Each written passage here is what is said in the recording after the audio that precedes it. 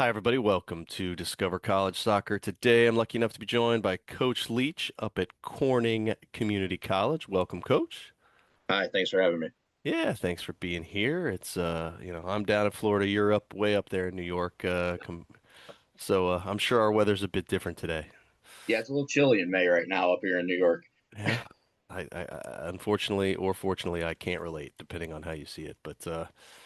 Anyhow, well, I mean, the fact that it is May, that we're chatting, and as a 2 year junior college program. Tell Mhm. me where you're at in terms of your recruiting process for the class that starts in 3 months. Are you locked and loaded, or are you still trying to find those last couple pieces?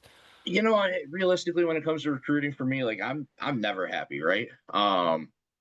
We our class is at 11 incoming right now. I've got 10 returning, but I realistically that could shift in any different direction, especially at the 2 year level. Some of those 10 that are returning could change their minds in the next few weeks.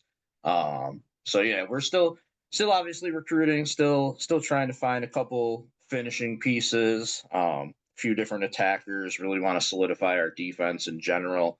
Um, it's year three of our rebuild coming out of the pandemic. So it's second time around on a rebuild, and I'll be happy when we start, being really solid moving forward. Yeah, that's fair. Now, I mean, you bring up a good point. I think this is something that doesn't get talked about a lot, and just because I've three of the girls on my daughter's team are going off to a junior college program here in Florida. I've talked to a number of junior college coaches and think it's a great vehicle for a lot of players. But I, we always talk about you guys got to recruit twice as much, Yep. because they're turning over and the roster sizes at junior colleges vary from, you know, I've seen guys have to walk into a season with 12 and then you got some that are in the 30s. You just don't know. But Absolutely. Yep. but the fact that players like you don't even know because so many players say they're maybe going to come back and then they don't, or that Yep. they're not coming back and then last minute they do, or just that fluidity, especially like you said, between now and August when you're kicking off. Like it can be, A tumultuous, yeah, stressful it's just time. rough for everybody, Absolutely. right? Yeah, okay, all right, all right. It's not a fun summer, that's for sure.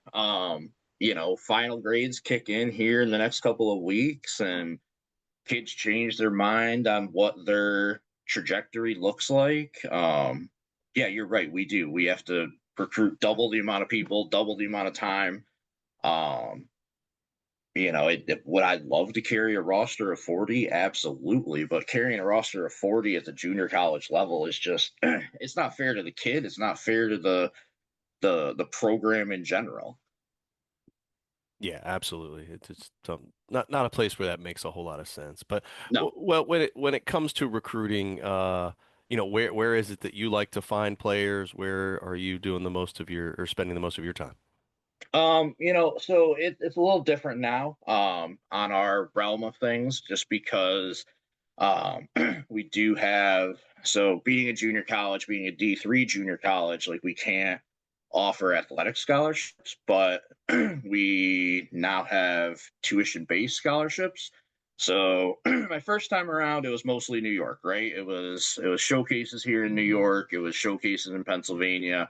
We have a nice little tuition based thing with Pennsylvania as well, just because we're 5 minutes from the border essentially. Um, but now we have our live here, learn here, so it goes to pretty much anybody in the entire United States, Canada, little westward Europe action as well, or Eastern, yeah, Western Europe action. Um, so we're getting there, but for me, showcases in New York, showcases in New York City, Pennsylvania, and then online tools, NCSA, field level. Field level's huge for us in general. That way I can at least like reach out to the coaches, get a coach's perspective on the player instead of just watching the film and that sort of thing. Okay. Yeah, no, it makes a lot of sense. Well, when it gets down to whether you're at a showcase or talking to a coach, kind of what are the things you're looking for in a player, both on and off the field? I'm big on character, big on what their communication is with their coaches. We pride ourselves on kind of being a family first atmosphere. But that understanding that, I've done my time playing and stuff like that. I want my players to come in and be able to discuss things that they see during our training sessions, during our physio sessions in general, but then also when we're watching film, right? Like they're the ones that are playing it, point the things out to me that you're seeing that, are important to us, how we can benefit. Um, but that understanding you're transitioning into a young adult. So make sure that, you can have that open line of communication. Hey, Kyle, like I've got this test on Friday. Like, what avenues, where can I get some help? Those sorts of things. Um, is it a player that randomly blows off practice? Is it a player that um, knows that something comes up and takes the initiative and lets the coach know ahead of time?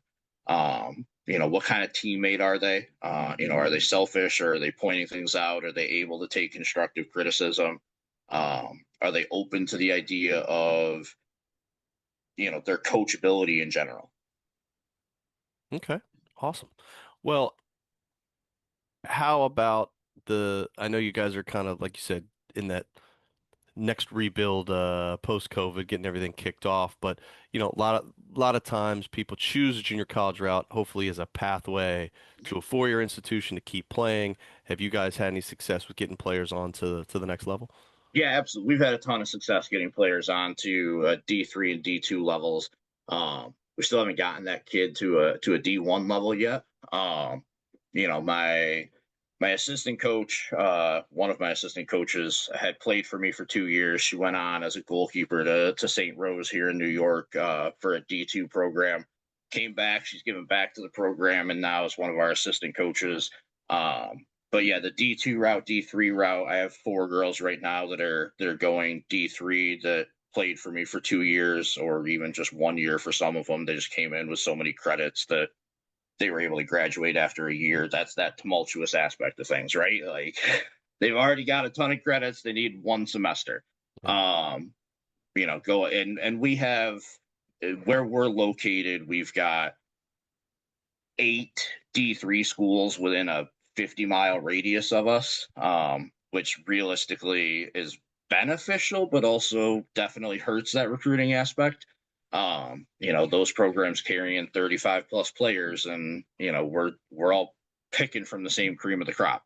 Um, but at the same time, kid needs to get their academics up or needs to just get a couple extra credits to be done with their 2 years and move on. So yeah, we've had great success locally and also across the border into Pennsylvania and Ohio area as well to get kids continued on playing.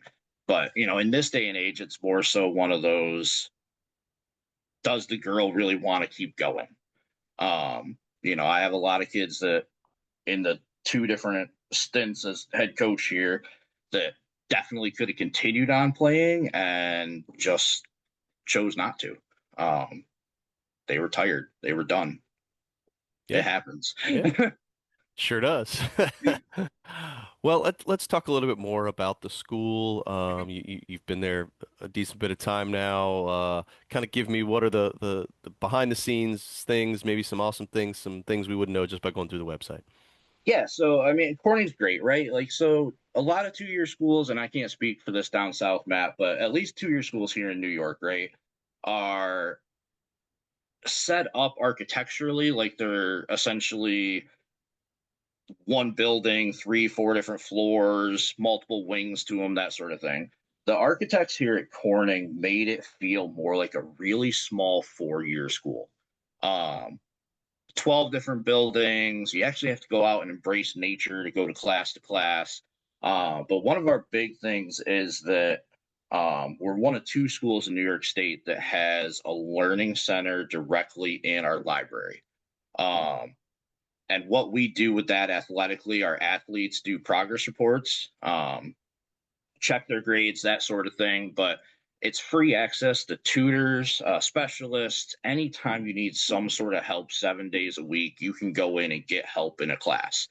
And then, realistically, like at the end of the day, like my players say to me all the time, "Hey, Kyle, like I got a test on a Thursday and we got a game on a Wednesday. Is there a tutor on Monday or Tuesday that can give me some last minute pointers, that sort of thing?" Um, and I just reach out to them and say, "Hey, Elena's got this. Like, can we do that?" And they'll get right back to me and they give us a time and I shoot it over. And we kind of go from there. And then we actually do have resident halls right on campus as well, which is nice for a 2-year school to actually have uh, dorms and stuff like that. Ours are all suites. Selling point to our suites is the fact that the kids don't have to pay to do their laundry, um, which is really nice. Like it's a big perk there. And then we are Nike sponsored, so Nike uniforms for our players, Nike travel gear, practice gear. Um, Nothing that like we require our players to pay for. We do a really good job of fundraising in the off season to definitely get our kids some nicer quality materials and stuff like that. Turf stadium right on campus.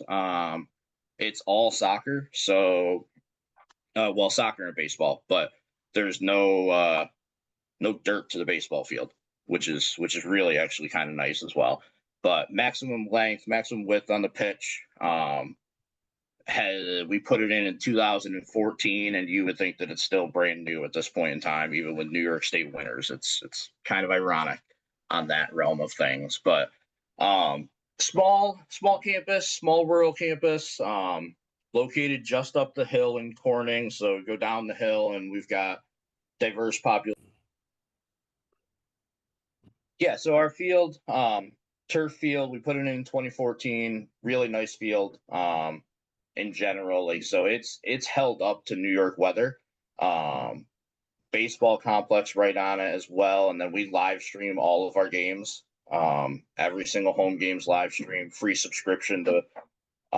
There isn't actually a subscription in general, so and then it goes right up onto YouTube, directly following. So I take that and cap cut all the highlight film for all of our players and Oh, wow. try and put them on as best as we possibly can. That's great. Um, I mean, a lot of places don't have that ability, so that's really nice. Well, I mean, you mentioned the learning center, which is awesome to help Mm-hmm. the students in their support. So let's I guess fast forward to, say October. We're in the heart of the season. Walk me through what does a typical week look like for a player in terms of when is practice, the game cadence, meals, Mm-hmm. classes, all that stuff. Yeah, so nice part is Region 3 here in New York has a standardized schedule. So we're game days are Wednesdays and Saturdays for us. Occasionally we're going to throw in a Sunday, like obviously if we have to play a back-to-back, long distance travel, that sort of thing. Um, but at the end of the day, like I'm that coach that soccer's phenomenal. Soccer gives us a lot of different things, but a player's mental and academic health is extremely important to me as well. So practice wise, we're going to have once classes are in session, whether it's October, September, whole 9 yards, we're one training session a day, with a weight room session that is kind of on my assistant coaches. I have one assistant coach that's on campus all the time, so she kind of runs the weight room. But also making sure that like that weight room session fits into the kids' schedule. And making sure that they're not overloaded, especially when we get closer to playoff time. So, training session, evening sessions, about hour and a half, hour 45. Um, Nothing more than 2 hours in general on a training session. I don't want to overwork the girls. I don't want to overwork their whole entire day. So at the end of the day, we're Monday, Tuesday on that training session. If there's a game on a Wednesday, obviously we have that game. Thursday ends up being a lighter day. Watch the film from the day before. Um, and then it's Friday session really kind of depends on what the weekend looks like for us. Um, if we have a game on Saturday, then we kind of flip flop that schedule and go a little bit harder on Thursday, and then do a lighter walkthrough with some film on Friday, as opposed to um, the opposite end of that spectrum. If it's playoff time, like we could potentially, most of the time, we've structured our schedule game wise where we have about a 12 to 13-day lag in between end of regular season and postseason, um, which is really nice for us. It gives our athletic trainer a whole lot more time to get some recovery to some injuries, but also gives us a little bit more time to almost have a brand new preseason, essentially. Um, work on the things that really weren't working well for us throughout the year. And then, kind of go from there. We can go a little bit lighter the first couple of days and then pick up the pace as we transition into the week of playoffs and that sort of thing. Okay. Um, but also we got to make sure that, I'm also a high school teacher, so I want to make sure that my players are doing well in the classroom too. I'm not trying to overwork the girls, but also at the same time, let's make sure we got all of our priorities in the same lineup. Yeah, no, it makes sense. All right. Well, in terms of your coaching style, how would you describe that? You mentioned, what your staff and that kind of thing, but let's talk about you and how you work. Yeah, so for me, I am one of those people that's I want to win possession. I want to go and attack as quickly as we possibly can. My style in general is let's attack, let's be fierce, let's play physical. When I took over the women's team in 2014, 2015, I had never coached women's soccer in my life. I was always on the men's side of things, but soccer, in my opinion. Um, the game doesn't change. The speed of play changes a little bit, but the tactics, the overall aspect of things doesn't change. So, for me, I'm big on having that line of communication. I'm not there was a time and a place you probably would have watched a game and I would have been a little bit amped up on the sidelines. Now I'm, 40 years old and we're a lot more composed and that sort of thing. But for me, it's kind of down to let's play physical, let's win possession, let's go attack. Let's maintain a level of possession if we have to. But the quicker, the faster we can counterattack, the better.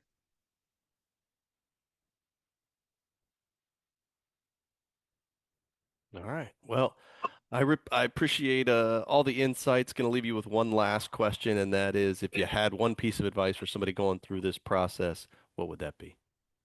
For me, it comes down to you know, understanding that the 2 year schools are a phenomenal avenue. Um, when a 2 year school reaches out to you, don't necessarily cut them short because they're a 2 year program.